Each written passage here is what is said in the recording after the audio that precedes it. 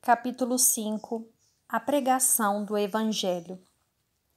Saudado pelo olhar ansioso e confiante de todos, Nestório começou a falar com a sua sinceridade comovida. Irmãos, sinto que a minha indigência espiritual não pode substituir o coração de Policarpo nesta tribuna, mas o fogo sagrado da fé precisa manter-se nas almas. Assumindo a responsabilidade da palavra, esta noite recordo a minha infância para vos dizer que vi João, o apóstolo do Senhor, que por longos anos iluminou a igreja de Éfeso. O grande evangelista, nos seus arroubos de fé, falava-nos do céu e de suas visões consoladoras.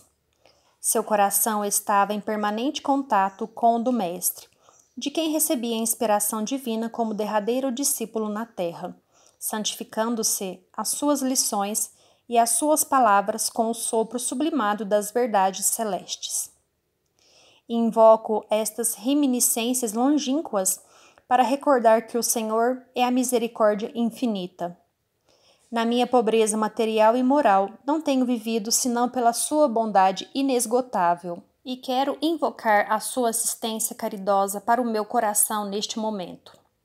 Desde criança, tenho os olhos voltados para os sublimes ensinamentos do seu amor, e parece-me também havê-lo visto no seu apostolado de luz pela nossa redenção, na face escura da terra. Às vezes, como que impulsionado por um mecanismo de emoções maravilhosas, tenho a doce impressão de ainda o estar vendo junto ao Tiberíades, a ensinar a verdade e o amor, a humildade e a salvação. Figura-se-me frequentemente que aquelas águas claras e sagradas cantam-me no coração um hino de eterna esperança, e apesar dos véus espessos da minha cegueira, sinto que o contemplo em Nazaré ou em Cafarnaum, em Cesareia ou em Betsaida, arrebanhando as ovelhas desgarradas do seu aprisco. Sim, irmãos, o Mestre nunca nos abandonou no seu apostolado divino. Seu olhar percussiente vai buscar o pecador no mais recôndito socavão da iniquidade, e é pela sua ternura infinita que conseguimos caminhar indenes nos desfiladeiros do crime e do infortúnio. Por muito tempo falou Nestório das suas lembranças mais gratas ao coração. Sua infância na Grécia, as descrições suaves de João Evangelista aos discípulos queridos, as pregações e exemplos do Senhor, suas visões nos planos celestiais, as reminiscências do presbítero Johannes, a quem o inesquecível apóstolo havia confiado os textos manuscritos do seu evangelho, era tudo exposto à assembleia pelo liberto, com as cores mais vivas e impressionantes. Ouvi-lhe o auditório a palavra, comovido como se os espíritos transportados ao pretérito, nas asas da imaginação, estivessem contemplando todos os acontecimentos relacionados com a narrativa. A própria Túlia Sevina, que não conhecia o cristianismo senão pela rama, mostrava-se profundamente sensibilizada. Quanto a Célia, acolhia-o alegremente, admirando-lhe a coragem e a fé, em face da sua futurosa posição material junto de seu pai, e meditando ao mesmo tempo na circunstância de ele nunca haver revelado suas crenças, nem mesmo nas aulas que lhe ministrara, evidenciando assim o respeito que lhe mereciam as crenças alheias. Depois de relatadas as reminiscências de Éfeso, com os seus vultos mais eminentes, falou para comentar a leitura da noite.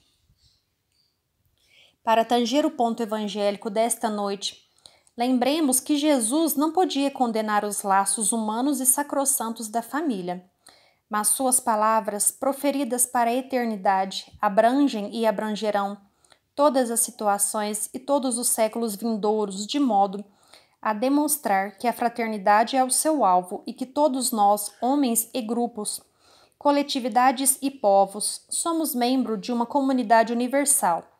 Fraternidade essa que um dia nos integrará a todos como irmãos bem-amados e para sempre. Seus ensinamentos referiam-se àqueles que, cumprindo a vontade soberana e justa do Pai, que está nos céus, marcham na vanguarda dos caminhos humanos, em demanda do seu reino de amor, cheio de belezas imperecíveis. Os que sabem acatar neste mundo os desígnios de Deus com humildade e tolerância, com resignação e com amor, chegarão mais depressa junto daquele que se nos revelou há 100 anos, como caminho, verdade e vida. Esses espíritos amorosos e justos, que se iluminaram interiormente pela compreensão e aplicação dos ensinos em toda a vida, estarão mais perto do seu coração misericordioso, cujas pulsações sagradas repercutem em nosso próprio ser, pela magnanimidade infinita que sentimos em torno de nossa alma, em todos os passos desta vida. Tais criaturas são desde já seus irmãos mais próximos, pela iluminação evangélica no cumprimento das leis do amor e do perdão. Dentro, pois, dessas luzes prodigiosas da verdade, sentimos-nos compelidos a dilatar o conceito de família no plano universalista, alijando o criminoso egoísmo que por vezes nos toma de assalto o coração, criando os germes da discórdia e do sofrimento no próprio lar. Se um homem é a partícula divina da coletividade, o lar é a célula sagrada de todo o edifício da civilização. Um homem divorciado do bem e um lar envenenado pelos desvios do sentimento operam os desequilíbrios singulares que atormentam os povos. Jesus conhecia todas as nossas necessidades e ajuizou de nossa situação, não apenas em vista da época que passa, mas de todos os séculos do futuro. Acredito que o Evangelho não poderá ser integralmente compreendido em nossos tempos amargos de devassidão e decadência. Todavia, enquanto as forças mais poderosas do mundo se concentram neste império cheio de orgulho e impiedade, outras energias profundas trabalham o seu organismo atormentado, preparando o advento das civilizações do porvir. Até agora, as águias romanas dominam todas as regiões e todos os mares. Mas um dia virá em que esses símbolos de ambição e tirania hão de rolar dos seus pedestais numa tempestade de cinzas e de sombras. Outros povos serão chamados a dirigir os movimentos do mundo. Mas enquanto o espírito agressivo da guerra permanecer entre os homens, qual monstro de ruína e de sangue, é sinal de que as criaturas não se realizaram interiormente para serem os irmãos do Mestre puros e pacíficos. A Terra viverá as suas fases evolutivas de dor e de experiências dolorosas, até que a compreensão perfeita do Messias floresça em todo o mundo para as almas. Até agora, o cristianismo tem medrado com as lágrimas e o sangue de seus mártires. Mas os Espíritos do Senhor, cujas vozes ouvi na mocidade nas sagradas reuniões da igreja de Éfeso, asseveravam aos discípulos de João que não levará muito tempo o proselitismo do Cristo será chamado a colaborar nas esferas políticas do mundo para dissipar a treva e a confusão da sua rede de enganos. Nessa época, meus irmãos, talvez que a doutrina do Mestre venha a sofrer o insulto daqueles que navegam no vasto oceano dos poderes terrestres, cheio de vaidade e despotismo. É possível que espíritos turbulentos e endurecidos tentem subverter os valores da nossa fé, desvirtuando-a com as exterioridades do politeísmo. Mas ai dos que operarem semelhante atentado em face das verdades que nos orientam e consolam. Nos esforços da fé, jamais esqueçamos a exortação do Senhor às mulheres de Jerusalém, que pranteavam ao vê-lo avergado sob madeira infamante. Filhas de Jerusalém, não choreis por mim, chorai por vós mesmas e por vossos filhos, porque dias virão em que se dirá: ditosas as estéreis, ditosos os ventres que nunca geraram e os seios que nunca amamentaram. Por-se-ão todos os homens a dizer aos montes: cai sobre nós, e as colinas, cobri-nos, porque se assim procedem com o lenho verde, que se fará então com o lenho seco? Ai de quantos abusarem em nome daquele que nos assiste do céu e conhece nossos mais recônditos pensamentos, pois mais tarde, conforme prometeu, a luz do alto se derramará sobre toda a carne e a voz dos céus será ouvida na terra, através dos mais doces ensinamentos e das mais elevadas profecias. Se falharem os homens, hão de vir até nós os exércitos de seus anjos, atestando a sua misericórdia. É que, meus irmãos, o reino de Jesus deve ser fundado sobre os corações, sobre as almas, e não poderá conciliar-se nunca neste mundo com qualquer expressão política de egoísmo humano ou de doutrinas de violência que estruturam os estados da terra. O reino do Senhor sofrerá por muito tempo a abominação do lugar santo, pela falsa interpretação dos homens. Mas chegará a época em que a humanidade, hoje decadente e corrompida, se sentirá a caminho de uma Jerusalém gloriosa e libertada. Guardemos na mente a convicção de que o reino de Jesus não está nos templos ou nos manuscritos materiais que o tempo se incumbirá de aniquilar em sua passagem incessante, e sim que os alicerces divinos têm de ser construídos no íntimo do homem, de modo que cada alma possa edificá-lo por si mesma, à custa de esforços e lágrimas, a caminho das moradas gloriosas do infinito, onde nos aguardarão, depois da jornada, as bênçãos do Cordeiro de Deus, que se imolou na cruz para nos redimir do infortúnio e do pecado. Depois de uma prece, Nestório terminava sob o olhar carinhoso e comovido de quantos lhe acompanharam a palavra fluente, através das considerações de ordem evangélica. Alguns assistentes choravam sensibilizados, casando as impressões do orador com as suas próprias. Nessas assembleias primitivas, quando o messianismo doutrinário estava saturado de ensinamentos puros e simples, o expositor da Boa Nova era obrigado a elucidar os pontos evangélicos em relação com a vida prática de alguém que estivesse em dúvida. Assim foi que, após a elocução, numerosos confrades se acercaram do prolator, solicitando-lhe a opinião fraterna e simples. Meu amigo, perguntava um dos estudiosos presentes, como explicar a diferença sensível entre os evangelhos de Mateus e João, ou entre as narrações de Lucas e as epístolas de Paulo? Não foram todos apóstolos do ensinamento cristão e inspirados do Espírito Santo? Sim, esclareceu o interpelado, mas convenhamos que a cada trabalhador concedeu Jesus uma tarefa. Se Lucas e Mateus nos mostraram o pastor de Israel encaminhando as ovelhas tresmalhadas ao aprisco da verdade e da vida, Paulo e João nos revelaram o Cristo divino, Filho do Deus vivo, na sua sublimada missão universalista a redimir o mundo. Nestório obtemperava outro, pouco zeloso da paz interior pela meditação e pelo estudo. Que será de mim, vitimado pelas intrigas e calúnias dos vizinhos? Quero aprender e progredir na fé, mas a provocação da maledicência não mo permite. E acaso poderás ir a Jesus deixando-te encarcerar pelas opiniões do mundo? Explicava solícito o liberto de Ovídio.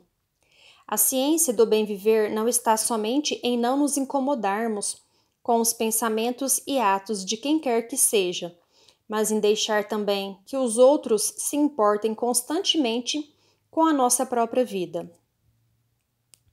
Mestre, exclamava ainda uma senhora de semblante idoso e triste, dirigindo-se ao ex-escravo. Meus sofrimentos extravasam do cálice. Rogai por mim para que Jesus me atenda às rogativas. Irmã, respondia Nestório algo veemente. Esquecestes que Jesus recomendou jamais nos chamássemos mestres uns aos outros?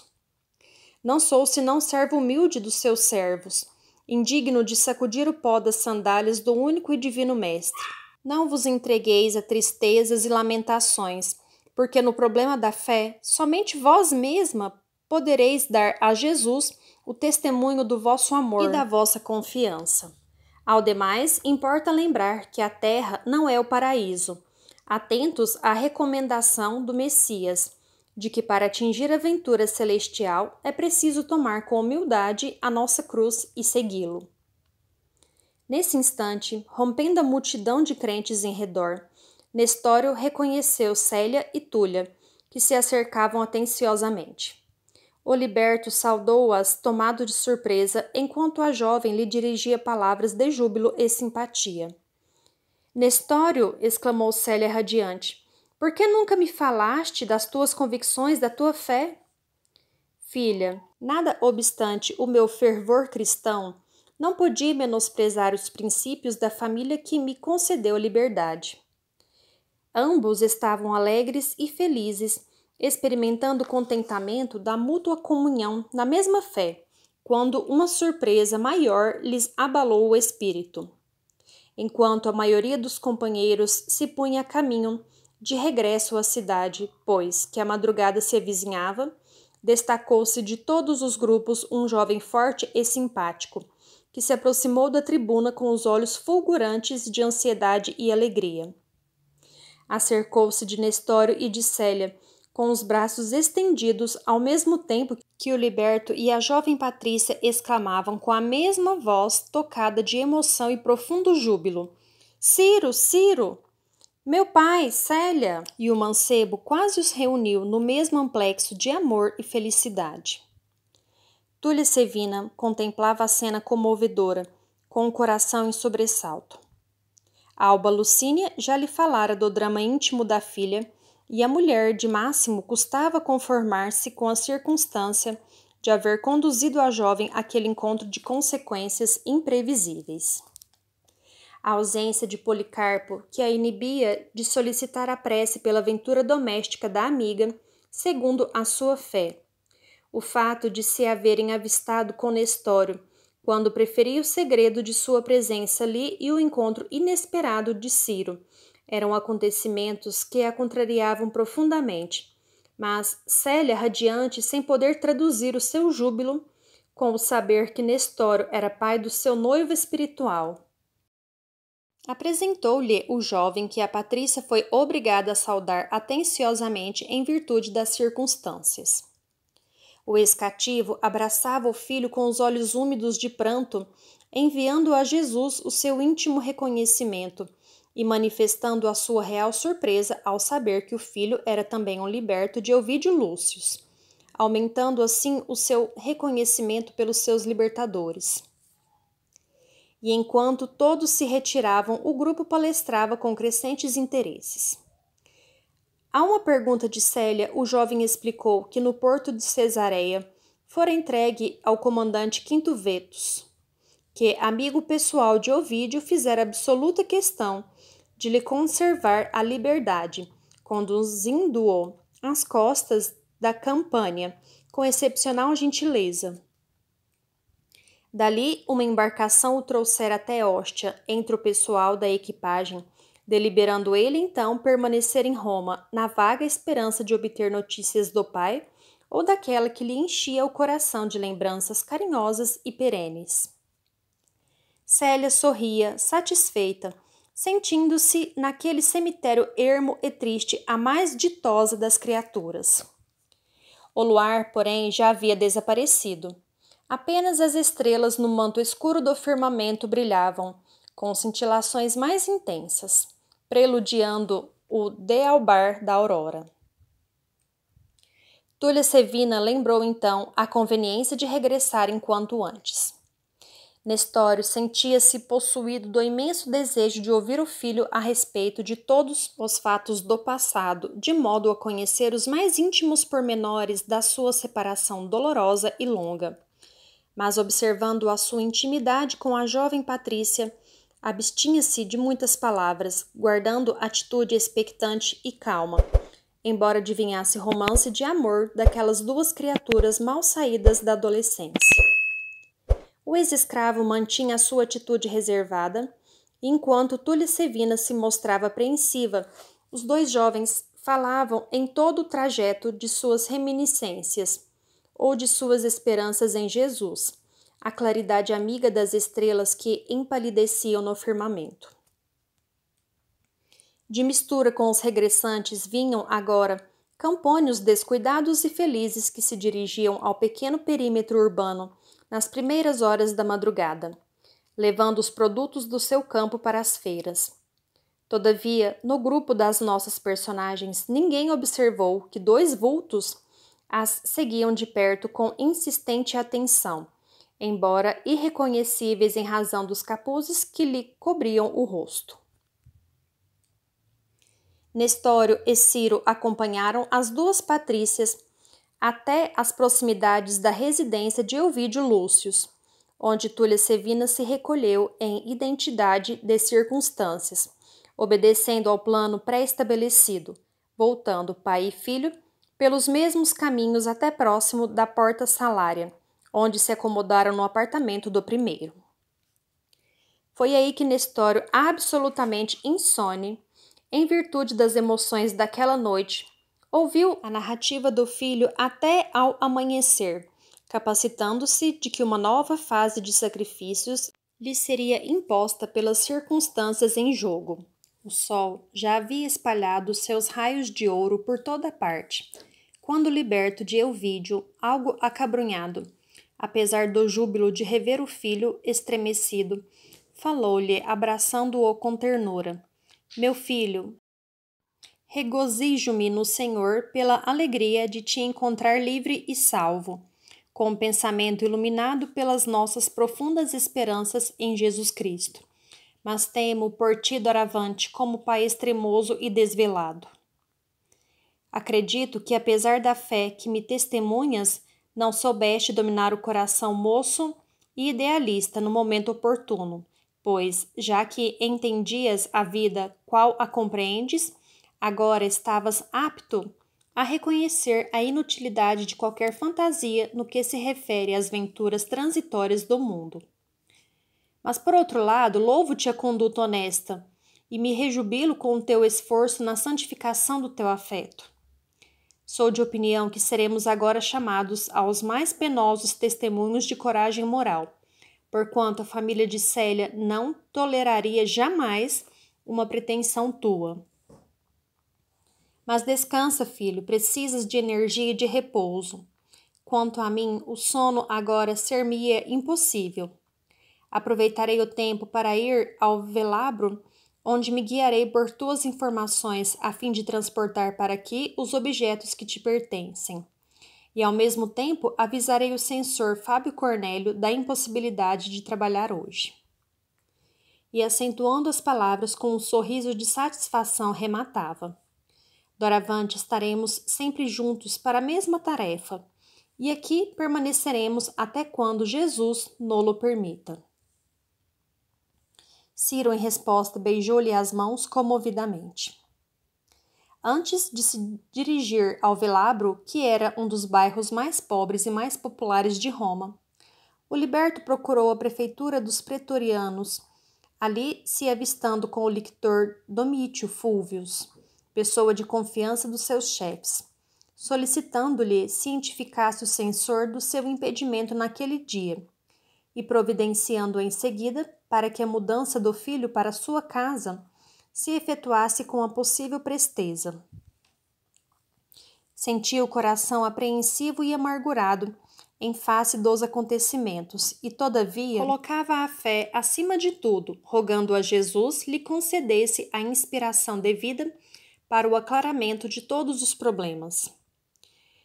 Quanto a Túlia Sevina, algo desapontada, informou a amiga pela manhã dos fatos singulares que haviam ocorrido. Alba Lucínia ouvia-a asaz surpreendida, experimentando o coração pejado de amargas expectativas. Chamou a filha ao seu gabinete de repouso, mas notando-lhe a serenidade e recebendo-lhe a promessa de guardar inteira observância às recomendações paternais, buscou tranquilizar-se a si mesma, de modo a minorar as próprias mágoas.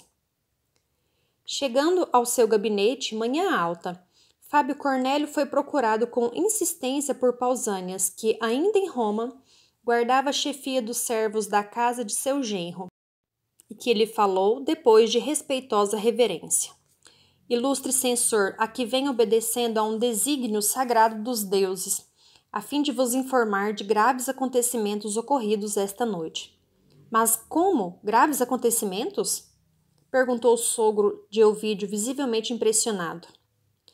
E Pausânias relatou-lhe então todo o ocorrido, asseverando haver seguido as duas senhoras, dado o seu zelo carinhoso por todos os assuntos atinentes ao nome e à posição de seu amo, saturando as suas afirmativas de expressões bajuladoras ou exageradas, para melhor impressionar a sua autoridade e o seu prestígio.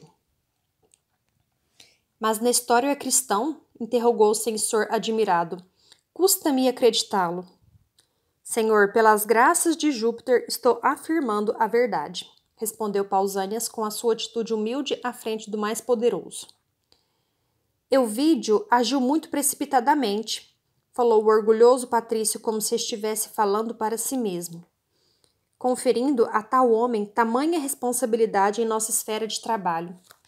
Todavia tomarei ainda hoje todas as providências que o caso requer e agradeço os teus bons serviços. Pausânias retirou-se enquanto Fábio Cornélio, que também não ignorava o romance de Ciro e da neta, tomava-se de cólera contra os dois ex-escravos que lhe vinham perturbar a tranquilidade doméstica. Considerando a ausência do genro que ainda se conservava em Tibur, deu todas as providências julgadas indispensáveis, sem vacilar no cumprimento de suas íntimas decisões em relação ao assunto. Nas primeiras horas da tarde, um destacamento de pretorianos chegava à habitação coletiva, onde se alojavam pai e filho em cumprimento das ordens emanadas da Justiça Imperial. Chamados os dois libertos, compreenderam a gravidade da situação, concluindo que alguém os houvera denunciado e traído. Abraçaram-se em prece mútua, como se desejassem renovar os protestos de confiança e de fé na providência divina, prometendo-se um ao outro o máximo de coragem e resignação nos transes angustiosos que entreviam à frente. Junto dos soldados, perguntou Nestório com serenidade ao lictor que os chefiava: Que me queres, Pompônio? Nestório, retrucou o chefe do destacamento, seu conhecido pessoal e amigo. Venho da parte do censor Fábio Cornélio, que ordenou tua prisão, bem como a de teu filho, recomendando-nos o máximo cuidado para que não fugissem. Em seguida mostrou-lhes a ordem manuscrita, desenrolando o pergaminho, ao que o liberto retrucou: Porventura chegaste a supor que te resistiríamos? Guarda a ordem e não te preocupes com a espada, pois a melhor arma não é de quem ordena, mas de quem sabe obedecer. Isso posto, os prisioneiros se colocaram à frente dos soldados em direção à prefeitura, onde o censor fazia questão de interrogar a sós o ex-auxiliar do seu cargo. Separado de Ciro, recolhido a uma antessala, sob a vigilância dos pretorianos, foi Nestório conduzido a um compartimento amplo, onde minutos após chegava o velho romano, evidenciando no olhar a cólera dos seus brios ofendidos. Nestório, exclamou rudemente, fui informado de graves ocorrências verificadas esta noite. Não posso compreender a situação sem te ouvir de perto, de maneira a inutilizares negativamente as denúncias trazidas à minha autoridade. Interrogai, senhor, disse o ex-cativo com respeitosa tranquilidade, e vos responderei com a sinceridade do meu caráter. És cristão? Perguntou o censor com profundo interesse. Sim, pela graça de Deus. Que absurdo! Revidou Fábio Cornélio escandalizado. E por que nos enganaste dessa forma? Consideras razoável zombar da consideração que nos é dispensada? É assim que retribuís a estima e confiança a ti dispensadas? Senhor, retrucou o ex-cativo penalizado, sempre pautei minhas atitudes no maior respeito às posições e crenças alheias. Quanto a vos haver iludido, peço vênia para esclarecer melhor as vossas afirmativas, pois ninguém até hoje me exigiu aqui qualquer declaração concernente às minhas convicções religiosas. Fábio Cornélio compreendeu a serenidade do homem que tinha à sua frente, considerando inútil apelar para essa ou aquela circunstância, a fim de lhe arranjar uma negativa como remédio à situação delicada entre ambos. E mirando-o de alto a baixo com profunda altivez, acentuou com energia. Considero as tuas afirmações afrontosas à minha autoridade, além de estar recebendo simultaneamente de tua parte o máximo de ingratidão para com quem te ofereceu a mão de benfeitor e amigo. Mas, Senhor, será insulto, porventura, o dizer-se a verdade? Perguntou Nestório, ansioso por se fazer compreendido. E sabes a punição que te espera? Revidou o velho censor mal-humorado. Não posso temer os castigos do corpo, tendo a consciência tranquila e edificada. Isso é demais. Tua palavra será sempre a de um escravo intratável e odioso. Basta! Cientificarei eu vídeo do teu detestável procedimento. E chamando Pompônio Gratus para ouvir-lhe as declarações, o orgulhoso patrício retirou-se do recinto pisando forte, enquanto Nestório era obrigado a relatar a sua condição de adepto e propagandista do cristianismo, reafirmando ser pai de Ciro e fornecendo outros informes de maneira a satisfazer a autoridade com a exposição dos seus antecedentes. Nestório, exclamou Pompônio Gratus, assumindo ares de importância na qualidade de inquiridor para o caso do momento. Não ignoras que as tuas afirmativas constituirão a base de um processo cujo resultado será a tua condenação. Sabes que o imperador tem sido justo e magnânimo para todos os que se arrependem a tempo de atitudes como a tua, desarrazoadas e infelizes? Por que não renuncias agora a semelhantes bruxedos? Negar a fé cristã seria trair a própria consciência, replicou o liberto calmamente. Além disso, nada fiz que me pudesse induzir ao arrependimento. Mas não eras um escravo?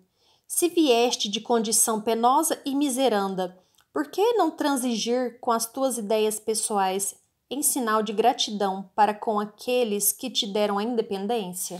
No cativeiro, nunca deixei de cultivar a verdade como a melhor maneira de honrar os meus senhores. Mas ainda assim, sempre tive um outro jugo, suave e leve, o de Jesus. E agora acredito que o Divino Senhor me convoca ao testemunho. Cavas o abismo de teus males com as próprias mãos, disse o lictor com indiferença. E acentuando as palavras com o mais fundo interesse, acrescentou: Agora, faça, mister, digas onde se reúnem essas assembleias, para que as autoridades se orientem na campanha de expurgar a cidade dos elementos mais perigosos.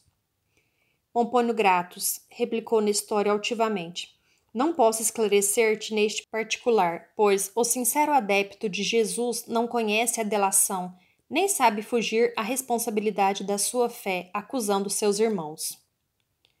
O lictor irritou-se, revidando com acrimônia. E não temes os castigos que te forçarão a fazê-lo em tempo oportuno? De modo algum. Chamados ao testemunho de Jesus Cristo, não podemos temer conveniências mundanas. Pompônio, contudo, esboçou um gesto expressivo, como quem se havia lembrado de uma providência nova, e acentuou. Aliás, temos outros recursos para encontrar esses conspiradores idiotas. Ouviremos ainda hoje, nesta chefia, os que prestaram as devidas informações a teu respeito. Sim, replicou o liberto sem se perturbar. Esses poderão esclarecer melhor a justiça do império. Em seguida, um grupo de soldados armados a caráter saía da prefeitura, escoltando os dois acusados até a prisão mamertina, onde foram alojados num dos mais úmidos calabouços. Não bastaram somente os novos informes de Pausânias, que o lictor Pompônio Gratus, conforme autorização do censor Fábio Cornélio, fizera questão de convocar para lhe facilitar as investigações. Nesse mesmo dia, um vulto penetrava na residência de Lólio Urbico ao cair das sombras do crepúsculo, para dar idêntica denúncia. Era Atéria, que, independentemente de Pausânias, também fora às catacumbas em descargo das suas atividades odiosas, pondo em jogo a sua habilidade e astúcia para trazer Cláudia Sabina inteirada de quanto ocorria. Assim que, antes de regressar a Tibur, após uma semana de repouso no lar, a antiga plebeia notificou a Quinto Bíbulo os ajuntamentos do cristianismo além da porta nomentana, pintando-lhe quadros terroristas de feição a exacerbar o receio das conjuras que caracterizava os administradores políticos da época. Numerosos destacamentos de pretorianos compareceram ao cemitério abandonado na reunião subsequente. Centenas de prisões foram efetuadas. Os calabouços escuros do Capitólio e os cárceres do Esquilino ficaram repletos, e a circunstância mais grave é que entre os prisioneiros figuravam pessoas de todas as classes sociais. Irritado, o imperador mandou que se instaurassem processos individuais, a fim de apurar todas as responsabilidades isoladas, designando numerosos dignitários da corte para a devassa imprescindível. Hélio Adriano nunca procedeu como Nero, que ordenava o extermínio dos cristãos sem cogitar da culpa de cada indivíduo, de conformidade com os dispositivos legais, conforme a evolução jurídica do Estado romano. Mas também não perdoou jamais aos adeptos do Cristo que tivessem a coragem moral de não trair a sua fé perante a sua autoridade ou de seus prepostos. O inquérito começou terrível e sombrio. Famílias desesperadas de dor acorriam às prisões implorando piedade aos algozes. Quantos abjurassem da crença em Jesus diante da imagem de Júpiter Capitolino, jurando-lhe eterna fidelidade, podiam regressar livremente ao lar, retomando os bens da liberdade e da vida. Os que se não prosternassem ante o ídolo romano, mantendo inabalável a fé cristã, podiam contar com o flagício e, quiçá, com a morte. Entre mais de 300 de criaturas, apenas 35 reafirmaram a sua fé em Jesus Cristo com sinceridade e fervor irredutíveis. Para essas, as portas do cárcere se fecharam sem piedade e sem esperança.